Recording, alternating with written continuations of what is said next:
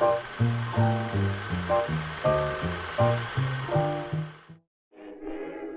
the part of Europe to the north, where the Atlantic Ocean meets the Arctic, is the Scandinavian peninsula, divided by a long range of mountains.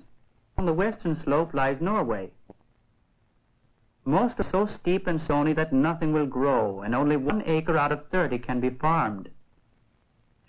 Nevertheless, the land does support people, chiefly because of the current of warm water which flows along the coast, keeping the harbors clear of ice in the coldest winters. Fish come by the millions to the shallow places near the coast, where in the warm water food is plentiful.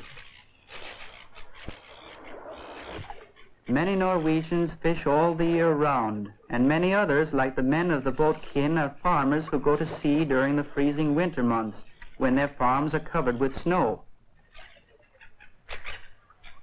They make a living by adding what they take from the sea to what from the land. The small fishing boat kin is only one of the thousands which come to the fishing grounds every year for the cod, herring, haddock, and mackerel. My name is Lars Christensen, and this is my second season of fishing aboard the kin.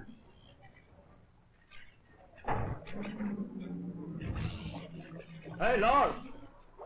As cabin boy of the kin, my job calls for me to do just about everything. Though my father is the captain, I take my orders from everyone aboard.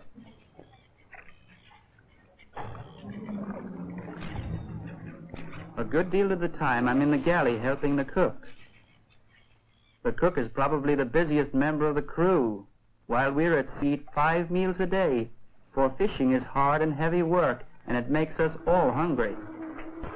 We Norwegians eat large quantities of fish, but our fishermen catch so many that a great amount is either dried or smoked, and then canned for export to other countries. When our holds are filled, we head for port again to sell our herring. This is the last catch we shall bring in this season. My countrymen are great, and they put to sea in craft of all kinds. Along our coast are many aids to navigation which help guide our ships through winter snow and summer fog.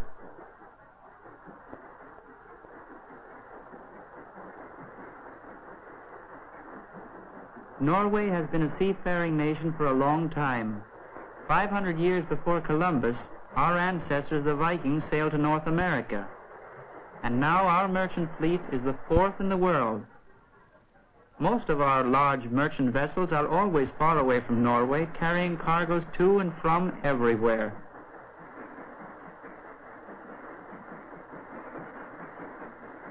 In a few hours we're at Bergen, the 2nd largest city in Norway and the biggest fishing port.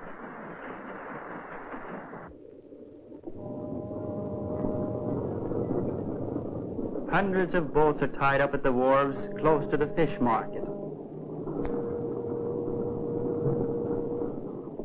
The part of our catch that is not sold as food will be sent to factories to be made into oil and fertilizer.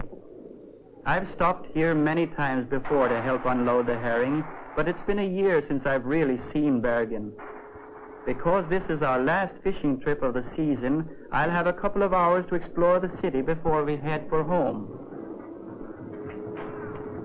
There are lots of things in this bustling city to impress a country boy like me. Bergen is a big railway center, and at the station are trains which bring passengers from such places as our capital, Oslo. Over the same tracks comes lumber to be made into paper and shipped abroad. There aren't any trains or even streetcars in the part of Norway where I live. When I get home, I shall tell Mother I saw the cathedral. She'll be pleased because she listens every Sunday when the cathedral choir broadcasts over the radio.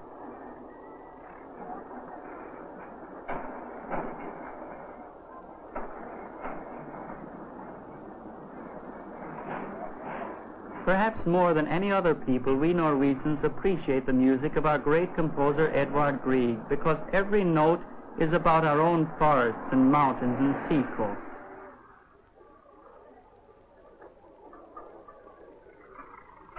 With its crowded streets, Bergen is certainly different from the little town I live near. The shops sell things from all over Norway and from foreign countries. England, France, the United States, and even China. I think I shall buy something to remind me of Bergen, just as tourists do. From Bergen, it's taken us all night to get to our village of Floro.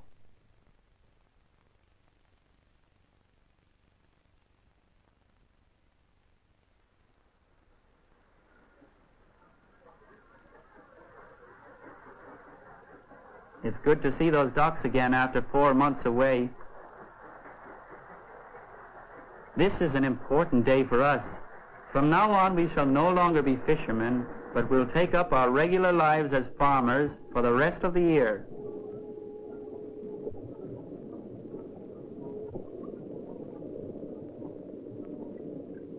Though all of us aboard the quay are neighbors, we won't be seeing much of each other till the harvest is in. Summer in Norway is so short that there'll be something to do on each farm just about every minute, and mighty little time for visiting.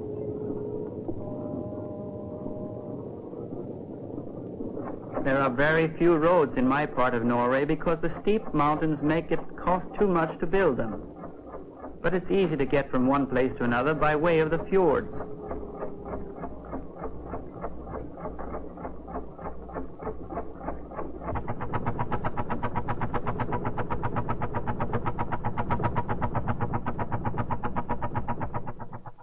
The fjords are long arms of the ocean reaching way into the mountains. They were formed ages ago when the whole land was covered with ice. Pushing down to the sea, the ice scooped out deep valleys. Then when it melted, the sea flowed in.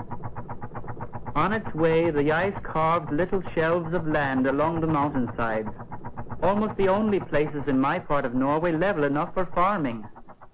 My father's farm is on a sloping patch at the foot of a mountain. Some of our buildings are 200 years old, but they have been kept in good shape, and we have improvements like electricity and a telephone. Back home they know we are coming. Mother is preparing a big dinner. My little sister Kari is helping her, and most likely my kid brother Eric has been put to work too.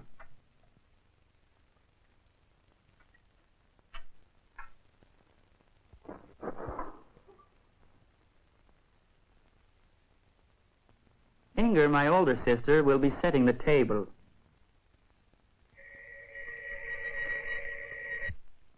Just about now, our neighbor Mrs. Torkelson will be calling up to say she's seen us coming around the bend.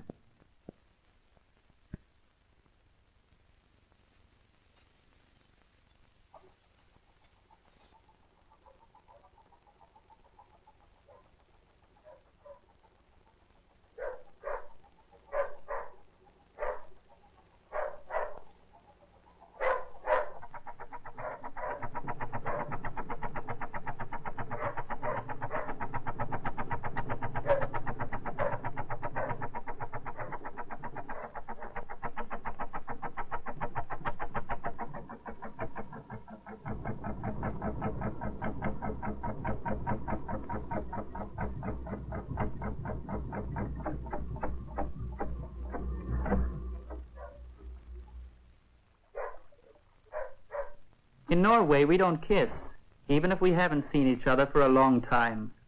Instead, we shake hands and give one another a good hug. That means just as much.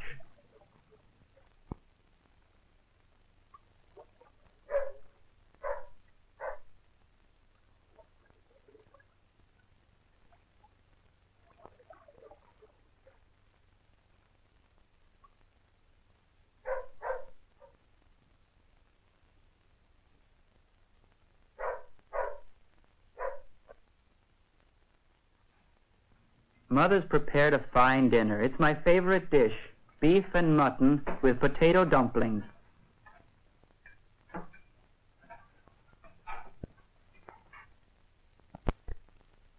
The food on the Keen was good, but not as good as this.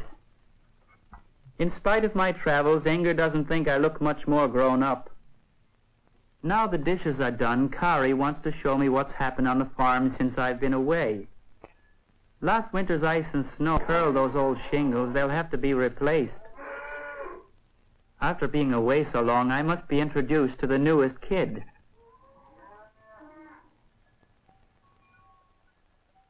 During the next 3 or 4 months, my family will have to raise enough food to feed ourselves and our animals throughout the entire year. Because Norway lies in a high northern latitude, our growing season is short, but for the same reason our days are very long and crops grow quickly. Signs of spring mean that the growing season is about to begin. Heavy spring rains have left the ground soggy underfoot. It will take a lot of sunshine before the soil will be dry enough for plowing. As is usual in late spring, the streams are overflowing with water from snow melting in the mountains above.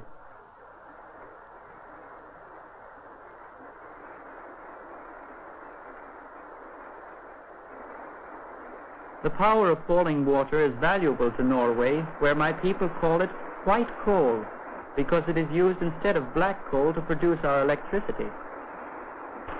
On the farm, we use water power to drive our sawmills. From pine and spruce logs cut in the forest behind our farm, my father and I make new shingles to replace the damaged ones on the barn roof. My father can make almost anything out of wood, from a house to a pair of skis.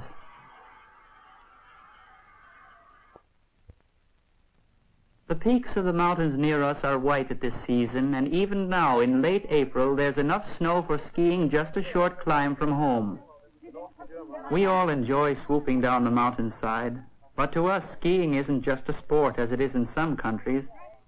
It's the only way we can get about when the snow comes up to the roof of our house. All of us learned to ski when we were little children. Even so, we're not always perfect.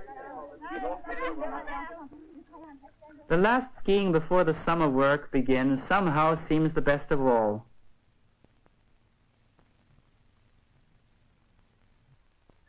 As soon as the sun has dried out the earth, farming begins in earnest. One little horse does all the heavy work, and he'll be kept busy all day long until every bit of land is ready for planting. We have to plant what grows best in our climate, but by planting a different crop each year, we get the most out of the land. When he's finished plowing, my father has us put potatoes in the field where we planted oats last year. To help keep the soil rich, my father uses fertilizer made from fish. Twice a day, in the morning and in the evening, Inger milks our 3 cows. Meanwhile, as the eldest son, I help my father with his work. People like us who live on farms know how to make clothing, and lots of the things city people buy in stores. We can fix things too. Salmon fishing will soon begin in the fjord, and I am teaching Eric to mend the nets. Besides everything else she does, my sister Inger takes Kari and Eric to their school. For in my part of the country, children are expected this summer to help on the farm. By boat, the trip takes only a few minutes. But if they went overland around the head of the fjord, it would take them several hours. Inger and I have finished school because in country villages like Floro, school runs only through the 6th grade. But next year I'm going away to high school.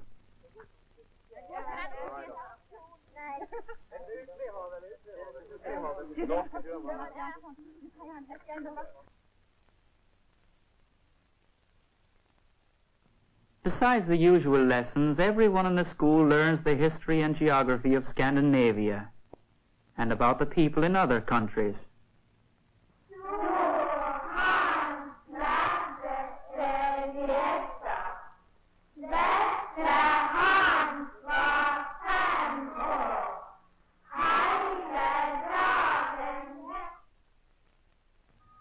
One Sunday each month, our traveling pastor makes his regular visit, and all the neighborhood families come down the fjord. Norwegians like to go to church, especially people living in the country who don't see much of one another during the summer. The men put on their best clothes, while the women and girls wear national dress. In old Norway, each section of the country had its own embroidered pattern. While we're all waiting for the service to begin, my father talks over the prospects for the summer's crops. And I try to answer everybody's questions about last winter's fishing. Our church was built out of timber cut in our own forest.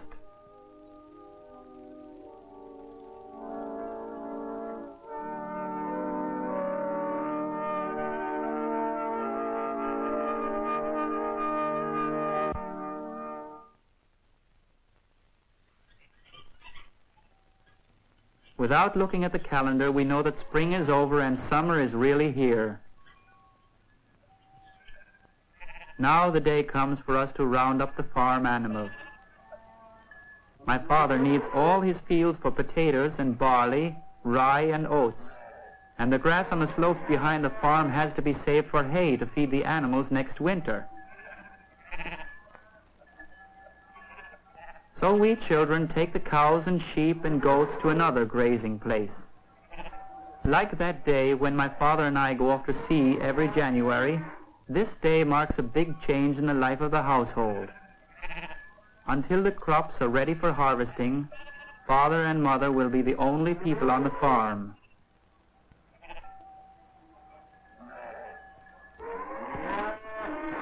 On our way, we pass familiar landmarks. The goats scramble along without any trouble, but the cows have a hard time, and even the sheep have to be prodded. At last, after a good morning's climb, we come in sight of the grassland of the high slopes.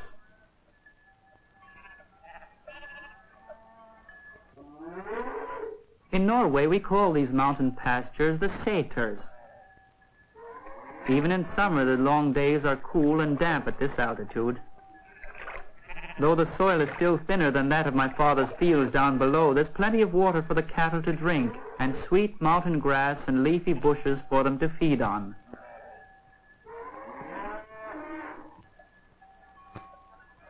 Like the other sæters nearby, to which the other children of the neighborhood are bringing their farm animals, our sæter has a small hut where we'll sleep. All summer long we will have to watch to sure they don't get lost. From our high sæter it seems that we can see almost all of Norway, the mountains, the forests, and the deep fjords.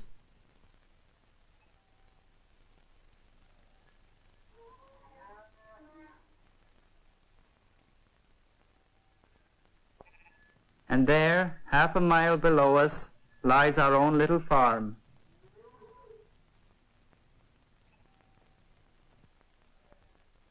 During our summers on the sæter, we look forward each week to Saturday night, when all our friends who can get away from farm work or tending herds gather at one of the huts for a good time.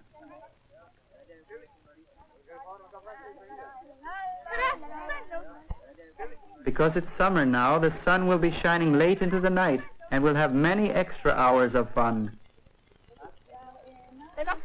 Further north, the sun never sets for over 2 months in early summer, which is why the northernmost part of the country is called the land of the midnight sun.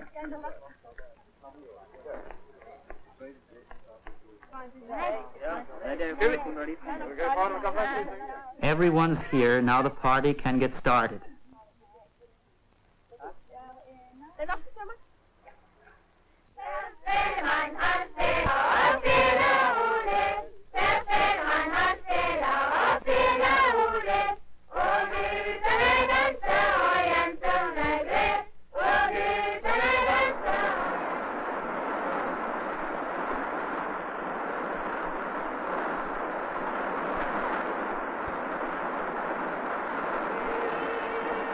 All of us, young and old, share a deep love for our mountainous country. We use our land wisely, and it serves us well. And from the waters off our coast we take a second harvest. As farmers and fishermen, my people have lived well for many generations in the Norwegian homeland.